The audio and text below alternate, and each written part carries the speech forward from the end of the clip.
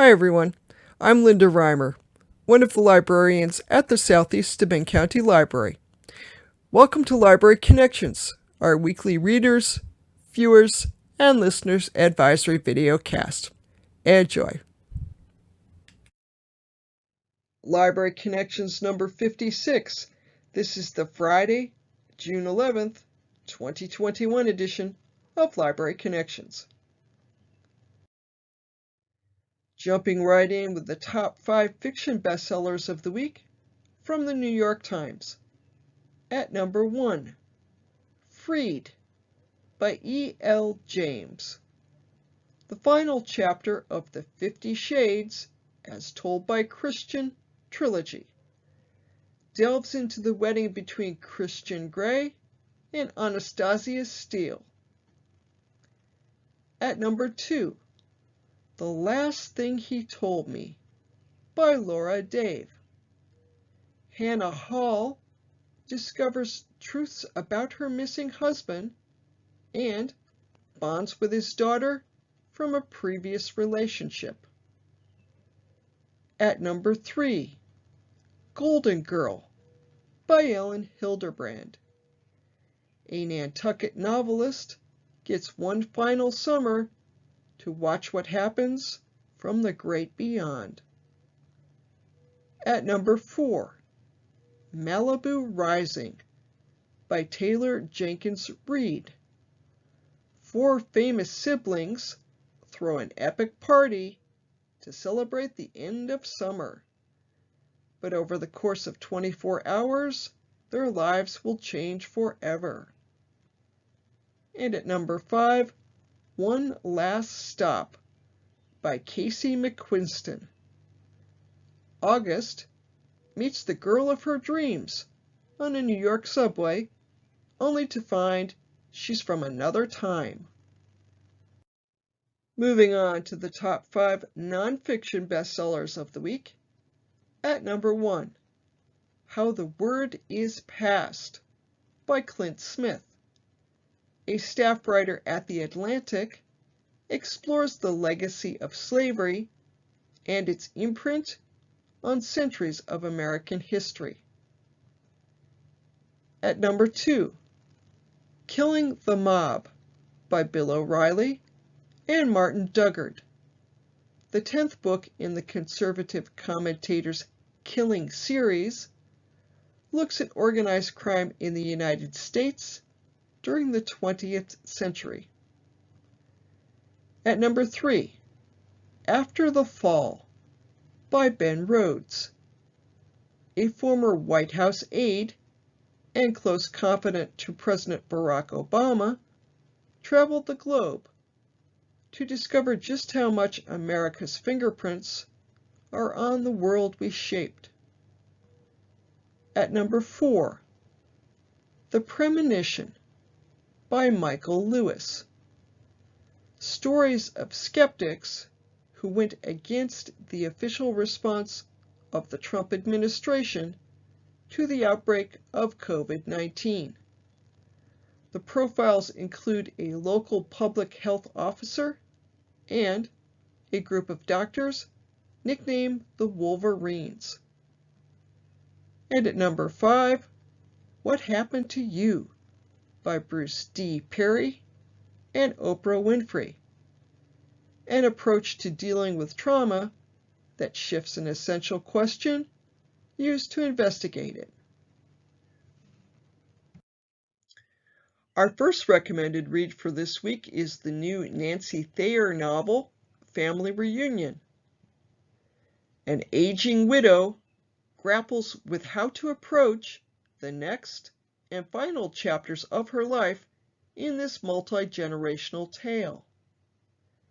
Eleanor Sunderland lives on Nantucket, in the same home that belonged to her grandparents and her parents before her. Now that she's widowed, her adult children assume she will spend the next decade or two living alone before going quietly into the dark night. And then her son Cliff learns a hotel chain wants to buy Eleanor's property for millions of dollars. Cliff thinks Eleanor should relocate to senior housing somewhere, while he and his sister Alicia receive 1/3 shares of the sale proceeds. But Eleanor's not having it because she loves her home and the memories it holds. Moreover, Alicia's daughter Ari has just graduated from college and wants to spend the summer living on the island with Eleanor. As the summer begins, Eleanor's quiet island fills with all sorts of excitement. As Eleanor finds out that her young single granddaughter is pregnant, discovers that her son-in-law just might be two-timing Alicia, and develops a romantic relationship of her own. There is so much going on, her head starts spinning. As Eleanor watches Ari tackle the challenges that life throws at her, she wonders if she can follow her granddaughter's bold example. The third-person narration alternates between Eleanor's and Ari's perspectives, juxtaposing the different life stages at which these women find themselves, but also illustrating the many parallels between the questions they face. There is perhaps too much emphasis on Eleanor's life being lonely and uneventful. The portrayals of many ho-hum moments of jigsaw puzzling and early bedtimes do slow down the pace. Even so, with the exception of Alicia, who feels like a caricature of a money-grubbing offspring, the characters are all realistically rendered, and their plights sufficiently engrossing that readers will want to keep turning the pages. As always, the author's love for Nantucket is palpable on nearly every page. A tidy Nantucket tale shows that baby boomers still have plenty of pluck. And that's the Kirkus Review. And this is a perfect beach read, or in our area, a lake read, or just a backyard read. Anyway, it's a perfect summer read.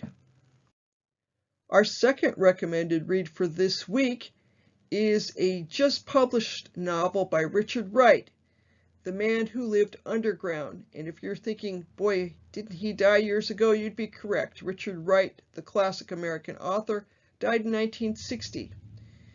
So this is newly published work by the great Richard Wright, and let me tell you a little about it. It's rather timely. A falsely accused black man goes into hiding in this masterful novella by Wright, finally published in full. Written in 1941 and 42, between Wright's classics Native Son and Black Boy, this short novel concerns Fred Daniels, a modest laborer who's arrested by police officers and bullied into signing a false confession that he killed the residents of a house near where he was working. In a brief, unsupervised moment, he escapes through a manhole and goes into hiding in a sewer. A series of allegorical, surrealistic set pieces ensues as Fred explores the nether reaches of a church, a real estate firm, and a jewelry store. Each stop is an opportunity for Wright to explore themes of hope, greed, and exploitation. The real estate firm, Wright notes, collected hundreds of thousands of dollars in rent from poor colored folks. But Fred's deepening existential crisis and growing distance from society keep the scenes from feeling like potted commentaries. As he wallpapers his underground warren with cash, mocking and invalidating the currency, he registers a surrealistic but engrossing protest against divisive social norms. The novel, rejected by Wright's publisher, has only appeared as a substantially truncated short story until now, without the opening setup and with a different ending. Wright's take on racial injustice seems to have unsettled his publisher. A note reveals that an editor found reading about Fred's treatment by the police unbearable. That may explain why Wright, in an essay included here, says its focus on race is rather muted, emphasizing broader existential themes. Regardless, as an afterword by Wright's grandson Malcolm attests, the story now serves as an allegory both of Wright. He moved to France and became, as he put it, an exile beyond the reach of Jim Crow and American bigotry, and it also is an allegory of American life. Today it resonates deeply as a story about race and the struggle to envision a different, better world. A welcome literary resurrection that deserves a place alongside Wright's best-known work. And on a reader's note, both Black Boy and Native Son are also available in the digital catalog. Our first audiobook recommendation of the week is a mystery. It's called Left to Die, written by Blake Pierce and read by Abigail Reno. FBI Special Agent Adele Sharp is a German and French-raised American with triple citizenship, an invaluable asset in bringing criminals to justice as they cross American and European borders. When a serial killer case spanning 3 U.S. states goes cold, Adele returns to San Francisco and to the man she hopes to marry. But after a shocking twist, a new lead surfaces, and Adele is dispatched to Paris to lead an international manhunt.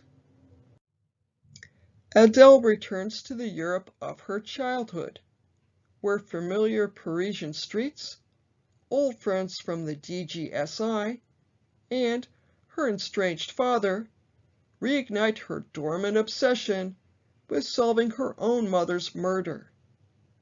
All the while, she must hunt down the diabolical killer, must enter the dark canals of his psychotic mind to know where he will strike next, and to save the next victim before it's too late. And on a reader's note, Left to Die is the first book in the Adele Sharp mystery series. So if you like this one, there'll be more coming. Our second audiobook recommendation for this week is the new Charles Martin novel, The Waterkeeper, narrated by Jonathan Riggs. Martin excels at writing characters who exist in the margins of life.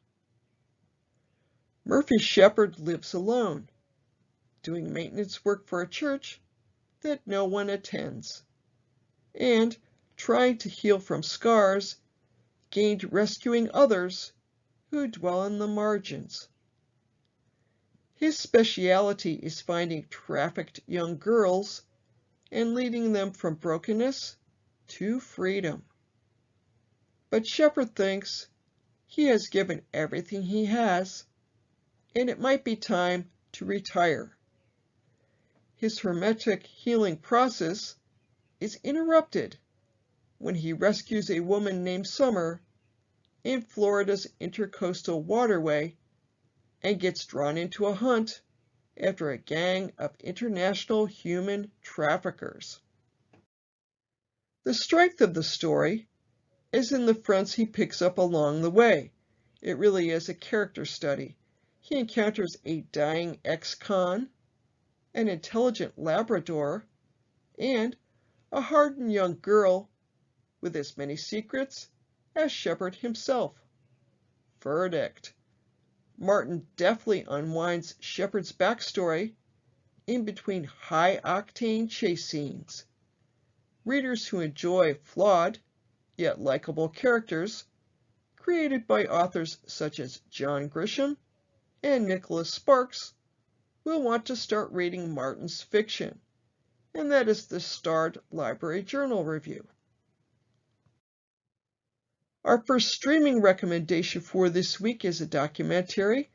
It's called Breaking Boundaries: The Science of Our Planet, and it's just been released.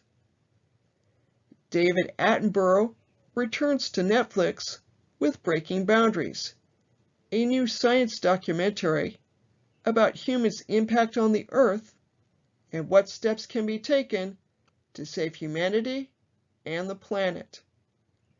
Renowned scientist Professor Johan Rockström and Attenborough take viewers along for an exploration into how we've altered the Earth, why the environment is changing so rapidly, and, most importantly, what we can do in the next decade to get back on track.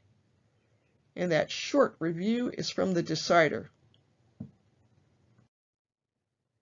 And our second streaming recommendation for this week is a great summer film. It's the movie Stand By Me, available to stream now through Netflix. Rob Reiner's 1986 classic, which is inspired by the Stephen King novel The Body, tells the story of 4 boys who venture through their Oregon town to see the body of a man who died there. The coming-of-age story shows how that single day impacted Gordy, Vern, Chris, and Teddy in lasting ways.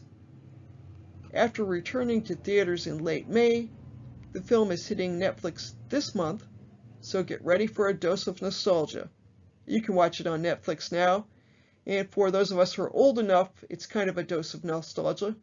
If you're younger and you haven't seen this movie because maybe you weren't hanging around in 1986 because you weren't here yet, this really is a great summer movie with some drama and some comedy, and it features actors who became much better known later, like Will Wheaton, Jerry O'Connell, River Phoenix, and Corey Feldman. So it's a great summer film, and I urge you to check it out, and if you've seen it, it might be time to watch it again. And our hoopla recommendation for this week is a double album. It's called Chess Pieces, the Very Best of Chess Records. It's a various artists compilation, and it did say double album, didn't I? Well, I don't know if I could call a digital album a double album, but I'm going to go with it. If you're not familiar with Chess Records, in the 40s and 50s, they recorded a lot of blues artists, some artists you would refer to as R&B. It's all great music. Most of it's blues. And the collection has more than 40 songs. I've just shown some here to give you an idea. You've got artists like Howlin' Wolf, Little Walter, John Lee Hooker, Bo Diddley, Muddy Waters, Chuck Berry, Sonny Boy Williamson, some great classic blues. And I think every time of year is a perfect time for the blues, but something about summer, you can't go wrong with really great music during the summer. If you have questions about this weekly videocast, let me know. Send an email to me at reimerl@stls.org, and I'll get back to you. The library recently changed its hours. We are now open Monday through Friday from 9 a.m. to 7 p.m., on Saturdays from 9 a.m. to 2 p.m., and we are closed on Sundays. And I think these are much more convenient hours and easier to remember, especially the Monday through Friday from 9 a.m. to 7 p.m., and then 9 to 2 p.m. on Saturdays. The library's website is found at ssclibrary.org. You can access a whole host of information through our website, including our calendar of events and the online versions of our catalogs. StarCat and the BookMine app. StarCat is the catalog of physical library materials available to all card holders of the public libraries in the Southern Tier Library System, which encompasses the public libraries in Steuben, Chemung, Yates, Schuyler, and Allegheny counties. You can find StarCat online at starcat.org. bookclub.stls.org, or you can download the BookMine app, which is basically StarCat in app form, and you can download it to your mobile device and access the catalog at your convenience through your mobile device. The digital catalog and its companion apps Libby and Overdrive. The digital catalog features eBooks, downloadable audiobooks, magazines, and a handful of streaming videos. Also of note, you can check out eBooks through the digital catalog and enjoy them on your dedicated e-reader, like the Kindle Paperwhite. For mobile devices, you download the Libby or Overdrive app. The Libby app is for newer devices, and the Overdrive app is for older devices and Kindle tablets. Additionally of note, the digital catalog is found online at stls.overdrive.com, so you can enjoy content from the digital catalog on a computer if you wish. Content in the digital catalog is available for all cardholders within the Southern Tier Library system. Hoopla. The Hoopla catalog features ebooks, comic books, full-length albums, downloadable audiobooks, and streaming videos, including both TV shows and movies. All Hoopla items are available for instant checkout for Southeast Bend County Library cardholders with a maximum of 6 checkouts per month. You can download the Hoopla app to your mobile device, video streaming player, or smart TV, or you can go online to hoopladigital.com and check out materials on your computer and enjoy them through your desktop or laptop computer. Communicating with the library. If you have questions about library services during the pandemic, or really at any time, you are welcome to go the traditional route and simply give us a call. Our phone number is area code 607-936-3713. Again, that's area code 607-936-3713. You can also connect with the library via social media. The library has pages on Facebook, Twitter, YouTube, and Instagram.